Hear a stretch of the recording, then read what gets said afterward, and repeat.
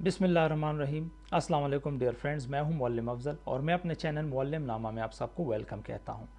Competitive exams CSS PMS की तैयारी में स्टूडेंट्स को जो सबसे बड़ी मुश्किल पेश आती है वो ये है कि अंग्रेज़ी ज़बान की तैयारी कैसे करें and how to improve English. इस वीडियो में मैं कुछ टिप्स बताऊंगा कि how to improve English. Video start करने से पहले मैं बता दूं कि 1 जुलाई से हमारा एक ग्रैंड एवेल्युएशन सेशन स्टार्ट हो रहा है, जिसकी डिटेल्स मैंने डिस्क्रिप्शन में दी हैं, आप वहां से देख सकते हैं। मैं कुछ स्टेप्स में आप लोगों को बता देता हूं कि हाउ टू इम्प्रूव इंग्लिश। ठीक है, number 1, you need to realise the importance of English. सबसे पहली बात यह है कि आपको ये बात समझना आपके लिए ज़रूरी है कि आप ये समझें कि अंग्रेज़ी ज़बान की इम्पोर्टेंस क्या है। FPSC का एग्जामिनर रिपोर्ट ये कहता है कि मोर देन 90% फेलियर वो इंग्लिश ऐसे प्रेजेंट कंपोजिशन के पेपर में है। तो जब तक आपको ये रियलाइज़ ही नहीं होगा कि अंग्रेज़ी ज़बान की इंपॉर्टेंस कितनी है, तो आप इसके लिए उतनी मेहनत नहीं करेंगे। जब उतनी मेहनत नहीं करेंगे तो आप ये सब्जेक्ट पास नहीं कर पाएंगे। मैं अक्सर स्टूडेंट्स को कहता हूँ कि स्टूडेंट्स जब तैयारी कर रहे होते हैं तो वो ये कहते हैं कि हमने 15 डेज़ में करंट अफेयर्स को, 20 डेज़ में पाकिस्तान अफेयर्स को, 20 डेज़ में हमने पॉलिटिकल साइंस को और 15 डेज़ में हमने इंग्लिश एसे को करना है। मैं उन्हें कहता हूं कि इसकी स्ट्रेटजी ये नहीं है। आप ये देखें कि कितना परसेंट फेलियर है आपके पास। अब अगर मोर देन 90% फेलियर है इंग्लिश इसे में, so you need to work a lot to improve your English. Number 2, you need to build a strong grammar basics and base. ठीक है, हम ये देखते हैं जब भी हम स्टूडेंट्स की एवेल्युएशन करते हैं कि उनको इंग्लिश बेसिक्स का पता नहीं होता। फॉर एग्जांपल, उनको टेंसेस का नहीं पता होता। उनको ये नहीं पता होता कि हमने प्रेजेंट इंडेफिनिट टेंस में कहाँ पर एस और ईएस लगाना है, कहाँ पर नहीं लगाना, कहाँ पर हमने हैज़ और हैव यूज़ करना है। प्रेजेंट परफेक्ट कंटिन्यूस टेंस में हैव बिन का इस्तेमाल, ठीक है, हैड बिन का इस्तेमाल, हैड कहाँ पर यूज़ होता है, पास्ट इंडेफिनिट कहाँ यूज़ होता है, पास्ट परफेक्ट टेंस कहाँ पर यूज़ होता है। ये बेसिक्स हैं जो कि स्टूडेंट्स को नहीं पता होता। दूसरी बात ये कि स्टूडेंट्स को पंक्चुएशंस का नहीं पता होता, कहाँ पर कॉलन यूज़ होता है, सेमी कॉलन यूज़ होता है। तो ये ग्रामर के वो बेसिक्स हैं कि वो हर एक स्टूडेंट्स को आने चाहिए। अगर आपको ये बेसिक्स नहीं आएंगे, so you wouldn't be able to write effectively. Number 3, you need to enhance your vocabulary gradually. आपको अपनी वोकेबलरी को बेहतर करने की ज़रूरत है। वो कैसे? CSS के इम्तिहान में आपको GRE लेवल की वोकेबलरी की ज़रूरत नहीं है। आपको उन वर्ड्स की जो कि बहुत ही मुश्किल हैं और बहुत रेयरली यूज़ होते हैं, लेकिन you need to understand one thing, it's all about the word choice. आप अपने पेपर में किस तरह का वर्ड चॉइस यूज़ करते हो। जितनी बेहतरीन आपकी वर्ड चॉइस होगी, उतनी ही बेहतरीन आपकी राइटिंग होगी और उतना इफेक्टिवली आप अपने एग्जामिनर को कन्विंस कर पाएंगे।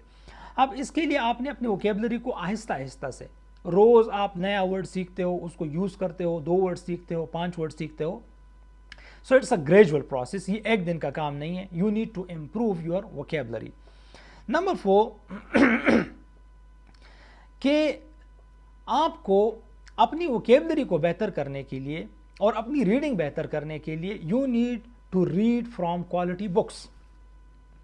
आप जितना क्वालिटी बुक से रीड करेंगे उतना क्वालिटी आप लिखेंगे। For quality writing you need to read quality books. अगर आपकी बुक्स वो हैं जो बाजारी बुक्स हैं, जो कि हर जगह से मिलते हैं, तो आप इफेक्टिवली नहीं लिख सकते। Number 5, you need to write daily. आपने, चूंकि CSS का इम्तिहान या PMS का इम्तिहान ये राइटिंग का इम्तिहान है, you need to and you have to write 6 hours a day and 36 hours in 6 days. 12 पर्चे हैं, एक पर्चा 3 घंटे का है। So you have to write 36 hours. इसके लिए आपको बहुत ज़्यादा राइटिंग की प्रैक्टिस की ज़रूरत है। इफ़ यू डोंट राइट तो आप वहाँ पर जाके नहीं कर पाएंगे। जितना आप अच्छा लिखेंगे, जितना आप रोज़ लिखेंगे, डेली प्रैक्टिस करेंगे, तो आपकी लिखाई में, आपकी राइटिंग में इम्प्रूवमेंट आएगी। इसीलिए ये बहुत ज़्यादा ज़रूरी है। You need to write daily. 1 sentence लिखें, 2 सेंटेंस लिखें, 1 पैराग्राफ लिखें, लेकिन ज़रूर लिखें और डेली लिखें। इसमें कोई नागा नहीं होना चाहिए, इसमें कोई मिसिंग नहीं होनी चाहिए। इसमें आपने ये नहीं कि मैंने एक दिन ये करना है, अगले दिन ये करना है, फिर एक हफ्ते बाद। No, you have to write daily. Number 6, और ये वो पॉइंट है जो कि मैं जिस पे सबसे ज़्यादा एम्फेसाइज करता हूँ, वो ये है कि you need to check your assignments from your mentors and get a feedback. जब तक आप अपने मेंटोर से फीडबैक नहीं लेंगे, you don't know where you stand. आपको पता ही नहीं होगा कि आप जो लिख रहे हैं, you whether you are on track or not. जब आपको ये पता ही नहीं है, आप लिख रहे हो और आपका पूरा पैराग्राफ स्ट्रक्चर गलत है, आप जो कंटेंट लिख रहे हो वो गलत है, आप ट्रैक पे ही नहीं हो। इसीलिए फीडबैक लेना बहुत ज़्यादा ज़रूरी है और इंग्लिश ऐसे और प्रेसे में सबसे ज़्यादा ज़रूरी है।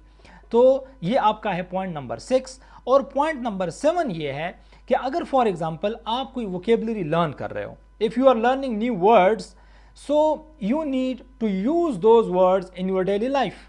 आपको अंग्रेजी बोलने में शर्म नहीं आनी चाहिए। आप क्या होगा, गलत बोलेंगे तो कोई आपको मारेगा तो नहीं, ठीक है।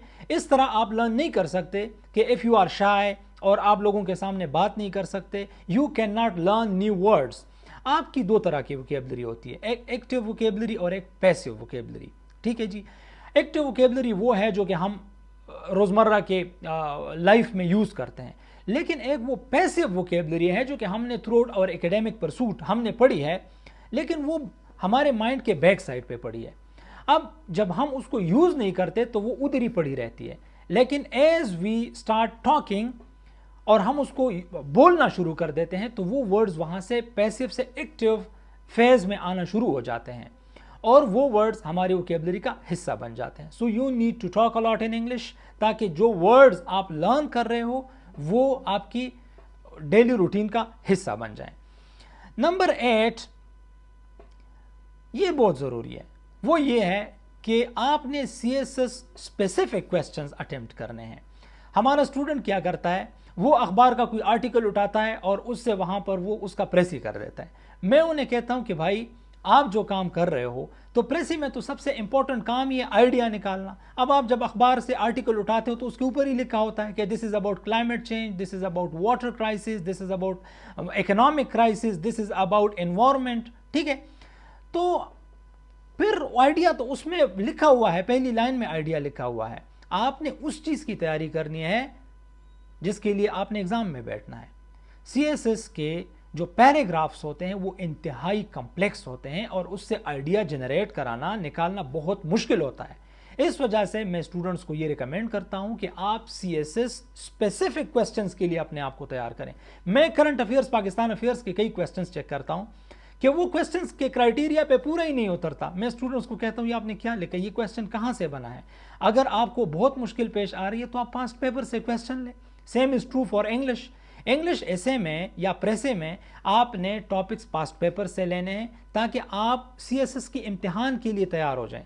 ऐसे ना हो कि आपने जो प्रैक्टिस की है वो आपके किसी काम ही ना आए। नंबर 9 आपने क्या करना है कि आपने इंग्लिश अखबार और इंग्लिश चैनल्स को देखना है। उससे क्या फ़ायदा होगा, उससे आपकी लिसनिंग में फ्लुएंसी आएगी। आप वहाँ से न्यू वर्ड्स लर्न करेंगे, वो आप बोरो करेंगे, वो आप अंडरस्टैंड करेंगे, उसकी आपको सुनने की आदत पड़ जाएगी and then you would be able to use those words in your daily life. अगर आप ऐसा नहीं करेंगे, आप वही उर्दू के पीछे पड़े रहेंगे तो आप अंग्रेज़ी को कभी भी बेहतर नहीं कर सकते। And the last thing which is very much important, that is consistency. If you are not consistent, if you don't have consistency, so आप अंग्रेजी लर्न नहीं कर सकते। It's a very slow, a very steady and a very gradual process.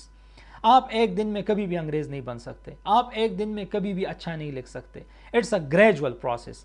आपने रोज़ लिखना है, थोड़ा थोड़ा लिखना है और इस तरह बेहतरी आती रहेगी। और in the end of the day अगर आप पूरा साल लिखेंगे, उसको एवेल्युएट कराएंगे, तो you would be able to write effectively and you would be able to convince the examiner, वो आपको इंशाल्लाह पास करेगा।